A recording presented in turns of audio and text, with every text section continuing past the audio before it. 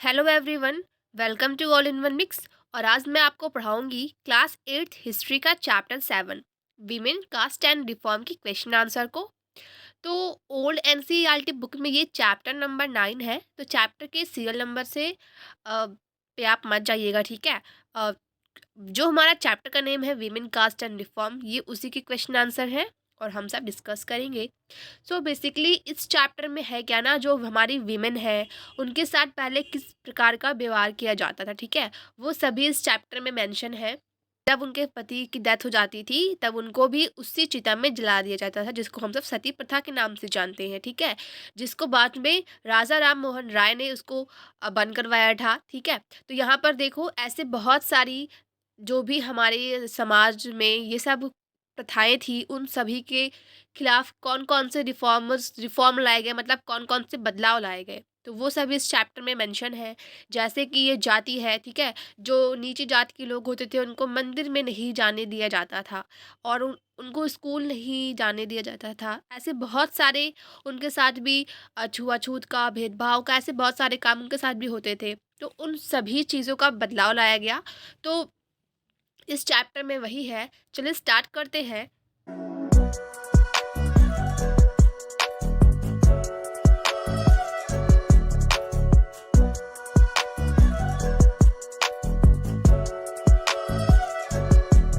हमारा first question है, what social ideas did the following people support? Raja Ram Mohan Roy, Dayanand Saraswati and dash dash dash, ठीक है। यहाँ पर देखो मैंने कंप्लीट क्वेश्चन नहीं लिखा हुआ है, ठीक है। तो जो भी हमारे सोशल रिफॉर्मर्स है, राजा राम मोहन राय है, दयानंद सरस्वती है, तो इन सभी में हमारे समाज में क्या क्या परिवर्तन लाए, ठीक है। उनके क्या क्या आइडियाज़ थे कि हमें इस पे वर्क करना है, हमें ये कम करना है, ये ख़त्म करना है, ठीक है। तो वो जो आइडियाज़ थे वो ये है कि कास्ट इक्वलिटी, टू मीन्स सभी जाति में समानता का व्यवहार किया जाए, ठीक है। ये नहीं कि ये आप लो कास्ट के हैं, हम हाई कास्ट के हैं, हम जो कहेंगे आप वो करोगे, ठीक है। उनके साथ दुर्व्यवहार किया जाए, वो सब काम बंद किया गया। विडो रिमैरिज मीन्स जो विधवा है उनकी दोबारा शादी करवाई जाए। एवोल्यूशन ऑफ चाइल्ड मैरिज, बाल विवाह पर रोक लगाया जाए। इक्वलिटी फॉर अनटचेबल्स, ठीक है। जो छुआछूत है वो खत्म किया जाए और उनके साथ सामान्य का व्यवहार किया जाए। Spread of education among women, और विमेन में, महिलाओं में शिक्षा का प्रसार ये किया जाए, ठीक है। क्योंकि पहले लोग महिलाओं को शिक्षा के लिए विद्यालय नहीं भेजते थे। तो यहाँ पर जो हमारा क्वेश्चन नंबर 2 है उसमें ये ट्रू एंड फॉल्स है। मैंने क्वेश्चन नहीं लिखा हुआ, डायरेक्ट आंसर लिख दिया है। तो फर्स्ट वन ट्रू है, जो सेकंड वाला है वो फॉल्स है, तीसरा जो है वो भी फॉल्स है और फोर्थ जो है वो ट्रू है। सॉरी फ्रेंड्स कि मैंने यहाँ पे क्वेश्चन नहीं लिखा हुआ है और मैं आपको समझा भी नहीं रही हूँ, ठीक है। तो यहाँ पर मूव करते क्वेश्चन नंबर 3 पे। How did the knowledge of ancient text help the reformers promote law? जो प्राचीन ग्रंथ है ना, उनकी जो नॉलेज है, जो ज्ञान है, जो भी हमारे सोशल रिफॉर्मर्स है, समाज सुधारक है, उनको नए कानून बनाने में किस तरह से उसकी हेल्प ली, ठीक है। तो answer is, reformers used the ancient texts to convince people about the need for abolition certain social evils like widow burning, caste, child remarriage, etc. Thus they used quotation from ancient texts to give weight to their argument. तो यहाँ पर देखो जितने भी reformers हैं वो उन सभी ने जो भी हमारे प्राचीन ग्रंथ है उन सभी चीज़ों को अच्छे से पढ़ा और उसमें जो भी हमारी सामाजिक बुराइयां थी मेंशन थी उसमें, लाइक विधवाओं का जलाना, ठीक है, आगे में मीन सती प्रथा, कास्ट वाला, चाइल्ड मैरिज, बाल विवाह, इन सभी के लिए उसमें से उन प्राचीन ग्रंथों में से ना एक प्रॉपर एक ठोस सबूत या आंसर उन्होंने निकाला, जिससे उनका ये जो भी क्वेश्चंस कोई पूछ रहा है उसका आंसर ये दे पाए इजली। और उनके इस जो भी वो बोलना चाहते हैं कोटेशन कि हाँ मुझे सती प्रथा बंद करनी है, किसी ने पूछा क्यों बंद करनी है, तो वो इजली ऐसा बता सके कि सामने वाला जो बोले हाँ हाँ भाई बंद करनी, ये बहुत बुरा है, ठीक है। तो उनके प्रॉपर आंसर को, उनके आर्गुमेंट को एक अच्छा वेटेज मिल सके, तो इसी वजह से उन्होंने प्राचीन ग्रंथों का यूज़ किया। क्वेश्चन नंबर 4 है, what were the different reason people had for not sending girls to school? तो ऐसे कौन से क्या रीज़न थे जिससे लड़कियों को स्कूल लोग भेजने से डरते थे, ठीक है। तो answer is, they believe that, तो मीन्स यहाँ पर आप ऐसे डायरेक्ट नहीं लिखोगे, ठीक है। मैंने यहाँ पे डायरेक्ट लिख दिया है, तो आप क्या लिखोगे, ऐसे आंसर नहीं लिखोगे, आंसर डालोगे फिर लिखोगे the different reason people had for not sending girls to school or following, फिर they believe that girls should stay away from public spaces. वे ऐसा विश्वास करते थे, ऐसा बिलीव करते थे कि लड़कियों को पब्लिक प्लेसेस से दूर रहना चाहिए, ठीक है।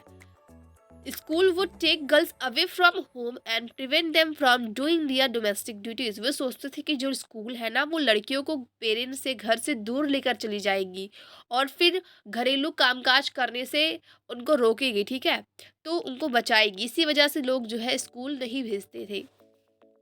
क्वेश्चन नंबर 5 हमारा है, what were Christian missionaries attacked by many people in country? Would some people have supported them too? If so, for what reasons? So यहाँ पे देखिए, जो भी हमारे क्रिश्चियन मिशनरीज थे, इनको हम सब बोलते हैं ईसाई प्रचारकों, ठीक है। तो जो भी ये क्रिश्चियन मिशनरीज थे, इनको बहुत सारे लोग जो है इनका आलोचना कर रहे थे। तो ऐसा वो क्यों कर रहे थे? क्या कुछ लोगों ने इनका समर्थन भी किया था, इनका साथ दिया था? और अगर इनका साथ दिया था तो क्यों दिया था, ठीक है। तो answer is, reason are they suspected that they were involve in force conversion using money power of people and tribal people from Hinduism to Christianity. तो वो ऐसा सस्पेक्ट उनके ऊपर था कि ये लोग ना लोगों को फोर्स करते हैं, कि उनको पैसे देते हैं, उनको पावर देते हैं, गरीब लोगों को, कि आप हिंदू से क्रिश्चियनिटी में चेंज हो जाइए, ठीक है। तो ऐसा इनके ऊपर सस्पेक्ट था। सम पीपल सपोर्टेड देम, और कुछ लोग इनका सपोर्ट कर रहे थे because they felt might improve the economical condition education of poor and tribal. और कुछ लोग इनका सपोर्ट कर रहे थे कि हाँ, इससे जो है ना हमारे मीन्स अगर ये लोग क्रिश्चियन में कन्वर्ट हो जाएंगे, इनको पैसे मिलेंगे और इससे इनका जो इकोनॉमिकल कंडीशन है, इनकी जो एजुकेशन है, पुअर्स ट्राइबल्स के जो गरीब लोग हैं उसमें सुधार आएगा। तो कुछ लोग सपोर्ट भी कर रहे थे और कुछ लोग गुस्से वाले भी थे जो इनकी आलोचना कर रहे थे। क्वेश्चन नंबर 6 हमारा है, in the British period what new opportunities opened for the people who came from castes that were regarded as law? यहाँ पर देखो, जो भी ब्रिटिश पीरियड था उस टाइम पे ऐसे लोगों के लिए कौन से नए नए जो हमारे आइडियाज़ अपॉर्चुनिटीज़ है, अवसर है, वो पैदा हुए कि ये छोटी जातियाँ हैं ना, और ये उनसे संबंधित थे। तो ऐसा क्या था, ठीक है।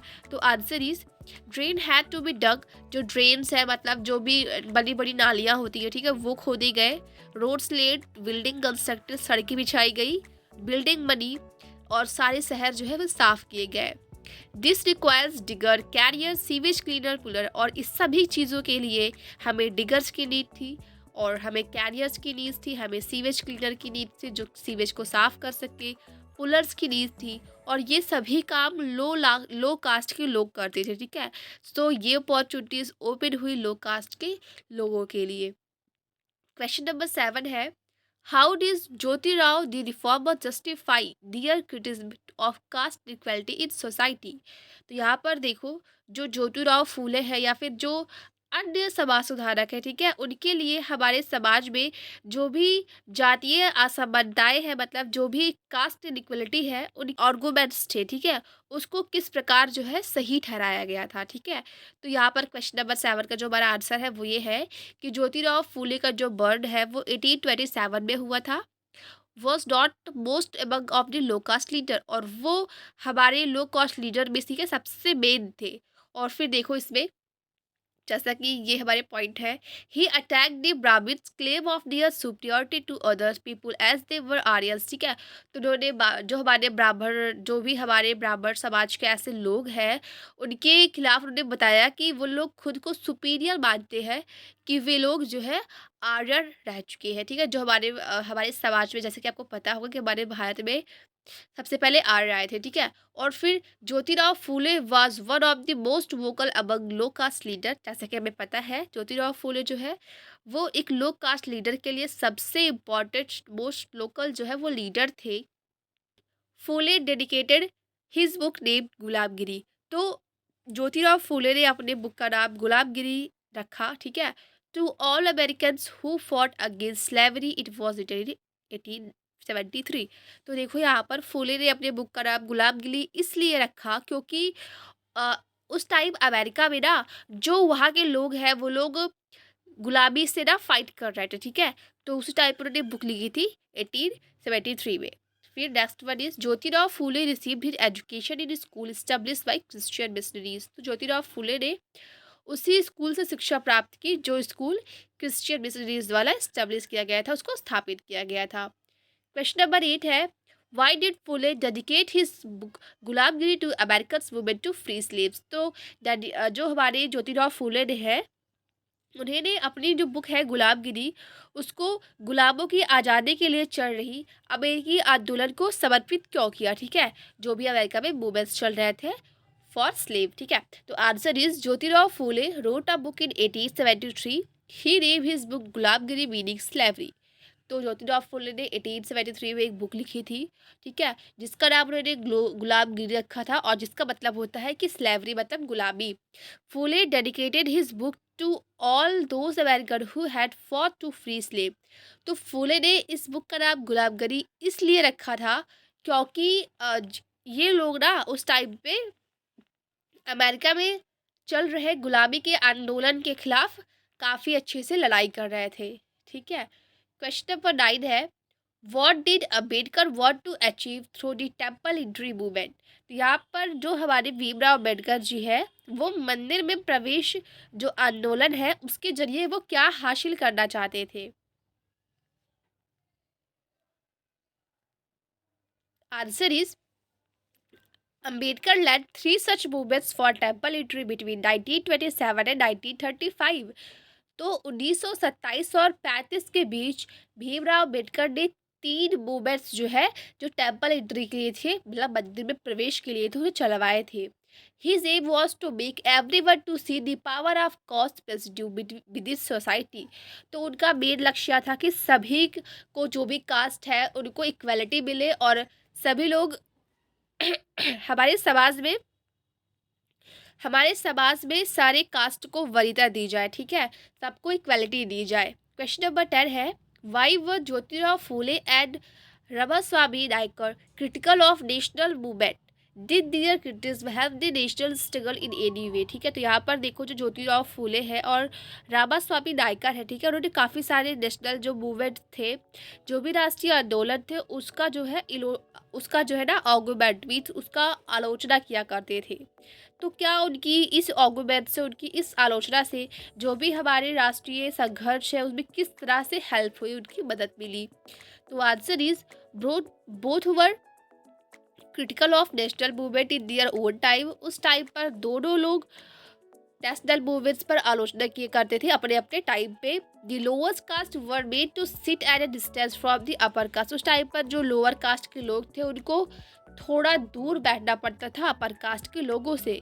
Ramaswamy Naicker inspired the untouchable to fight for their dignity by initiating this self respect movement. और जो रामास्वामी नायकर है, ठीक है, उन्होंने इंस्पायर किया लो कास्ट वाले पीपल से, जो उनके साथ ये भेदभाव किया जाता था छुआछूत का, ठीक है, उन्होंने ये मूवमेंट स्टार्ट किया उनके आत्मसम्मान के लिए, ठीक है, इसीलिए वो मूवमेंट था self respect movement. So friend, thank you for watching this and don't forget to like and share the video. मिलते हैं